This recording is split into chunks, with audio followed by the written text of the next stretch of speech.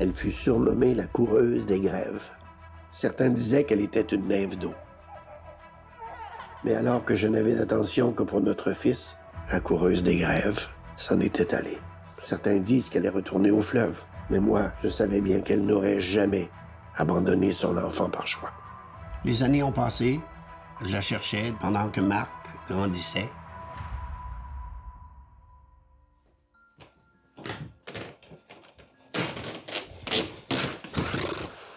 Oh, dernier soir au chalet. J'ai pas envie de rentrer. Personne n'aime quand les vacances se finissent, Félix. Ah, après l'histoire de ce soir, peut-être aurez-vous hâte de quitter cette demeure. Ah oui, Tony ça le fantôme. J'ai bien hâte de l'entendre, moi aussi. Une dame blanche. Ici même, vous avez dit. Pourtant, c'est vous qui choisissez spécifiquement ce chalet pour les vacances depuis plusieurs années. Bon, ben, trêve de bavardage. Il est temps que je vous raconte la légende de la Dame Blanche des Chutes.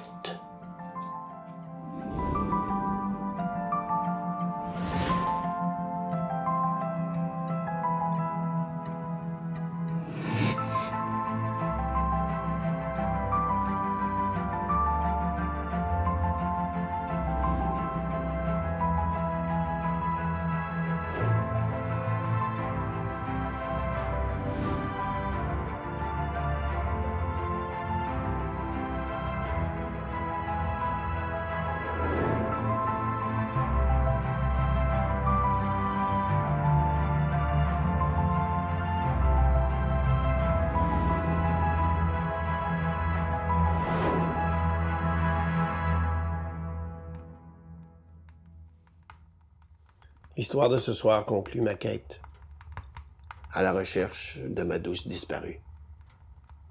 J'avais traîné Marc pendant toute son enfance de village en village à la recherche de sa mère. Mais un jour, il a bien fallu que j'arrête cette aventure ridicule. J'avais plus de pistes, puis Marc avait besoin de stabilité. Mais ça, c'était jusqu'au jour où j'ai entendu parler de la Dame des Chutes. Alors j'ai décidé de partir en voyage, de tout miser sur cette dernière piste. Je suis donc parti aux Chutes, pendant que Marc passait quelques jours chez des amis. Les Chutes, lieu magique, source de multiples apparitions. Cette chute-ci se trouvait sur la rive nord, pas très loin du fleuve. Elle coulait tranquillement, en pleine nature. Comme lors de cette nuit où j'avais rencontré la Dame aux glaïeuls, les embruns semblaient vouloir me murmurer quelque chose.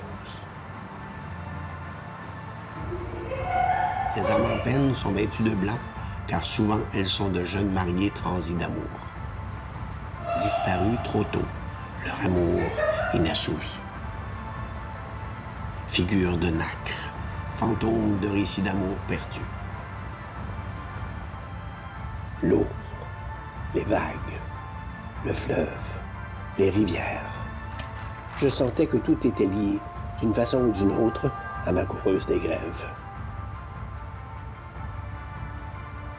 La clé dans ma main était lourde, chargée d'histoire et de secrets. Et cette invitation-ci m'inspira une grande confiance. Grand-papa, cette maison, c'était quand même pas...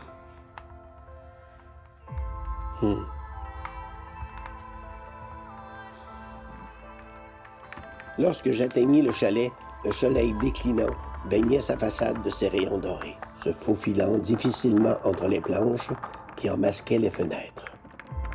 Personne n'avait dû y poser le pied depuis bien des années.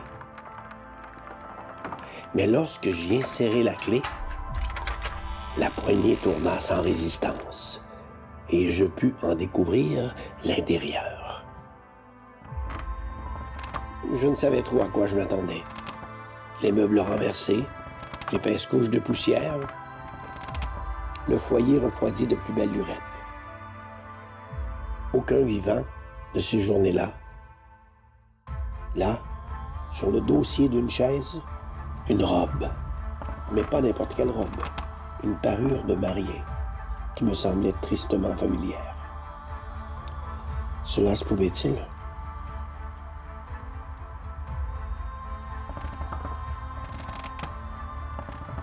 Cette photographie, c'était celle qui avait été prise le jour de notre mariage, juste avant la naissance de Marc. Je sus alors que, par-delà la mort, c'était elle qui m'avait guidé ici.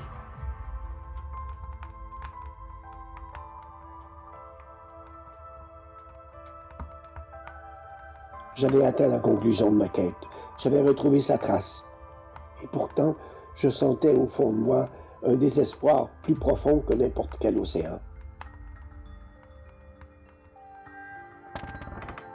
Cependant, alors que la nuit s'installait autour de moi, une main familière se posa sur mon épaule.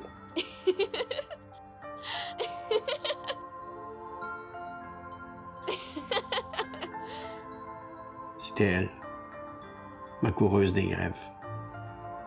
Après toutes ces années, je l'avais enfin retrouvée. Aussi resplendissante qu'au jour de notre mariage. Aussi magnifique qu'à la naissance de notre fils, la dernière fois que je l'avais vue. Elle m'avait quitté nymphe d'eau. Elle me revenait dame blanche.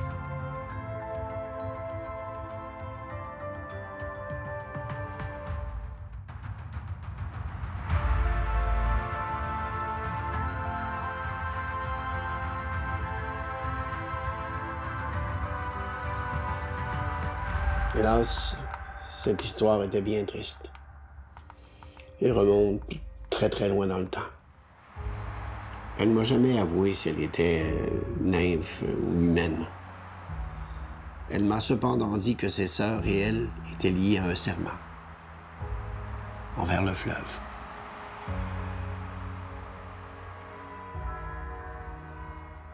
Mais par amour, elle a fait un autre serment, brisant ainsi son premier vœu qu'il avouait à une vie terrestre.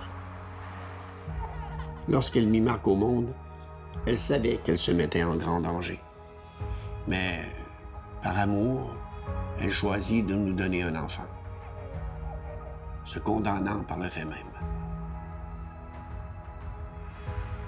Sentant son temps écoulé, la coureuse des grèves revint au fleuve. Le serment de celui-ci ne protégeant plus sa vie terrestre, elle s'en est allée.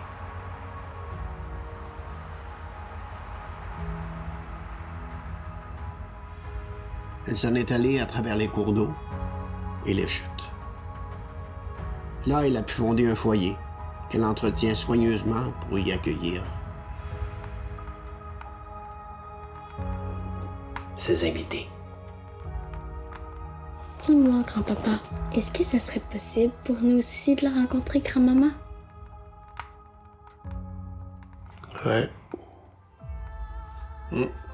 Ça se pourrait bien.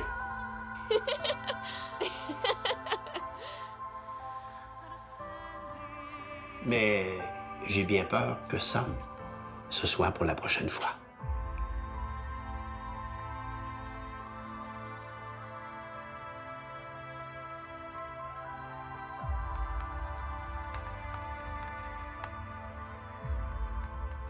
J'ai déjà hâte de revenir en vacances.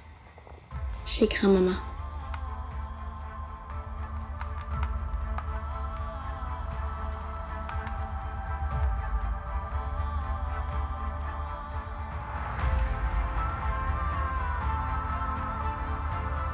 Merci d'avoir écouté ce dernier épisode de nos légendes de famille.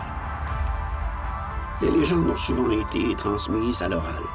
Mais si vous pensez qu'elles peuvent intéresser vos plus jeunes à la lecture, il nous fait extrêmement plaisir de vous annoncer la sortie d'un livre, Nos légendes de famille. Afin d'être accessible à un plus grand nombre d'enfants, ce livre proposera tout à la fois des récits magnifiquement imagés, des légendes, ainsi qu'une novélisation en roman des aventures de notre drôle de famille.